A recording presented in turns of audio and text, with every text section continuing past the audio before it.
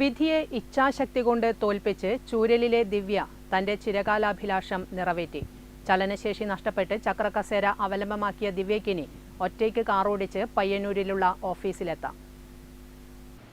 എല്ലുപൊട്ടുന്ന അവസ്ഥയായ osteogenesis imperfect ചെറുപ്പത്തിൽ തന്നെ ദിവ്യയുടെ കാലിന്റെ ചലനശേഷിയെ ബാധിക്കുകയായിരുന്നു.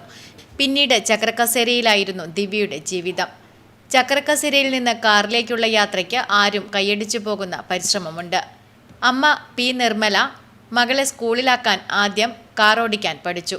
ചൂരലിലും മാത്തിലുമുള്ള സ്കൂളുകളിൽ മകൾ നന്നായി പഠിച്ചു.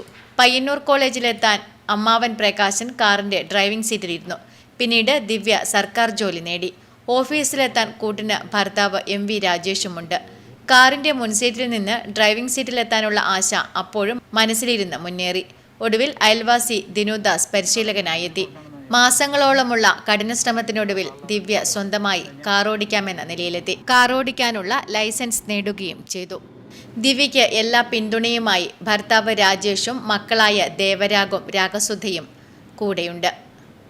എല്ലാവരുടെയും പ്രോത്സാഹനമാണ് തന്നെ ഡ്രൈവിംഗ് സീറ്റിലെത്തിച്ചതെന്ന് ദിവ്യ പറയുന്നു. ഞാൻ ജോലിക്ക് പോകുമ്പം സാധാരണയായിട്ട് ഹസ്ബൻഡ് രാജേഷേട്ടൻ കാറിൽ കൊണ്ടാക്കിയിട്ട് അടന്ന് എൻ്റെ ഇലക്ട്രിക് വീൽ ചെയറിലാണ് ഓഫീസിലേക്ക് പോവുക. എനിക്കതിൽ എപ്പോഴും ഒറ്റക്കന്നെ ഓഫീസിൽ പോലെ പോലെ എന്തെങ്കിലും ആവശ്യത്തിന് പോകണമെന്നോ ആഗ്രഹമുണ്ടായിനി. അങ്ങനെ നിൽക്കുമ്പോൾ അന്ന് യൂട്യൂബിൽ ഒരു ദിലീപ് പറഞ്ഞൊരു വില്ലേജ് ഓഫീസിലെ വീഡിയോ കാണാൻ പറ്റിയത്. അതിൽ അഴി കണ്ടിട്ടാണ് വേഗണർ ഓട്ടോമാറ്റിക് വേഗണർ കാർ വാങ്ങുകയും മലപ്പുറത്തിൽ മുസ്തഫയ്ക്ക് ഉണ്ട്. അവരടുത്ത് കൊണ്ടുപോയി വണ്ടീൻ്റെ ആക്സിലേറ്റർ ബ്രേക്കും കയ്യിലേക്ക് കൺട്രോൾ വെച്ചിലാക്കി.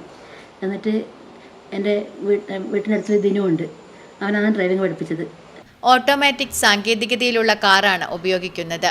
അതിന് മലപ്പുറത്തു നിന്നും അംഗീകൃത മാറ്റം വരുത്തി. കൈകൊണ്ട് നിയന്ത്രിക്കാൻ പറ്റുന്ന ബ്രേക്കും ആക്സിലേറ്ററും ഘടിപ്പിച്ചു. ഇനി കാറിനുള്ളിലേക്ക് ചക്രക്കസേര കയറ്റാനുള്ള റാമ്പ്, ചക്രക്കസേര ഉറപ്പിച്ചു നിർത്താനുള്ള സംവിധാനം ഉൾപ്പെടെ തൃശ്ശൂരിൽ നിന്ന് ഒരുക്കും.